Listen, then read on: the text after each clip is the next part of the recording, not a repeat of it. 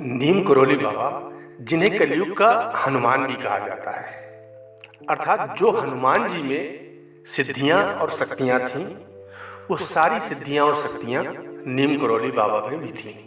नीम करोली बाबा कब, कहाँ, किस अवस्था में कब प्रकट हो जाए कोई नहीं जानता था। कब बाबा जी वहाँ गायब हो जाए कोई नहीं जानता था। बाबा जी कब किससे किस तरह भेंट करते थे कोई नहीं जानता था। किस रूप में भेंट करते थे कोई नहीं जानता था। महाराज जी की लीलाएं स्वयं महाराज जी ही जानते थे। साथ में वो जानता था जिसे महाराज जी जनवा देते थे। सोई जाने जहि देहु जनाई और जानत तुम ही हो जाए। अर्थात महाराज जी जिसे जनवा देते थे वो जान पाता था। वैसे तो महाराज जी कलयुग में हनुमान जी के अवतार माने जाते हैं, लेकिन फिर भी वो स्वयं हनुमान जी के ही मंदिर बनवाया करते थे और हनुमान मूर्ति की स्थापना कराया करते थे। और बहुत सारे कई सारे मंदिर उन्होंने बनवाए हैं, जिसमें मुख्यतः कैंची आश्रम मुख्य माना जाता है। एक बार की बात है, कैंची आश्रम में हनुमान मूर्ति की प्राण प्रतिष्ठा समारोह का आयोजन चल रहा था।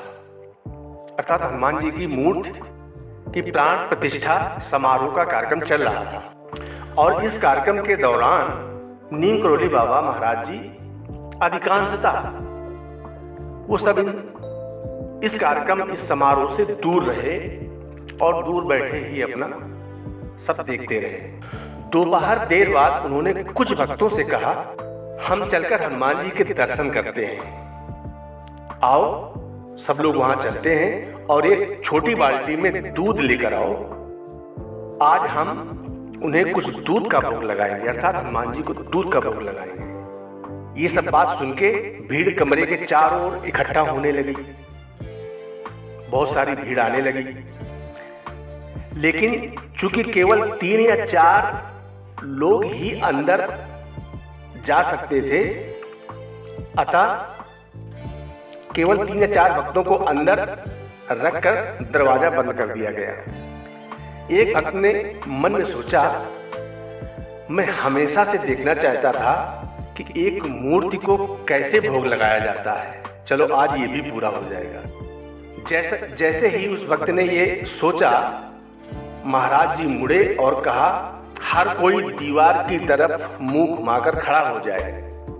महाराज जी ने आदेश दिया कि सब लोग दीवार की तरफ मुंह करके खड़े हो जाओ, आंखें बंद कर लो। उन सब ने यही सब किया, लेकिन वह भक्त जो ये सोच रहा था कि मैं ये देखूंगा कि आखिरकार भोग कैसे लगाया जाता है, उस भक्त ने अपने मन में सोचा कि मैं देखूंगा। तभी महाराज जी बोले, अपनी आंखें खोलने के बारे में मत सोच, जो सोचेगा या आंख खोल के रखेगा वो अंधा हो जाएगा।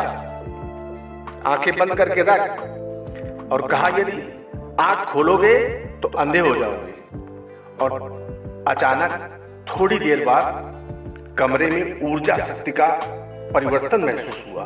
वहां जितने भी लोग बैठे हुए थे, उन्होंने बंद आंखों से एक शानदार दिव्य प्रकाश का अनुभव किया और उन्होंने पीने की आवाज भी सुनी, अर्थात दूध के पीने की आवाज भी उन सबको सुनाई दी। जब उन्हें वापस मुड़ने की इजाजत महाराज जी ने दी, तो उन्होंने दूध की बाल्टी को खाली पाया। जितने भी लोग अंदर थे, सबने देखा दूध की बाल्टी खाली है। फर्श पर दूध का एक छोटा सा कुंड बन गया है और हनुमान जी की मूर्ति के मुंह से कुछ दूध टपकता हुआ दिखाई दे रहा था।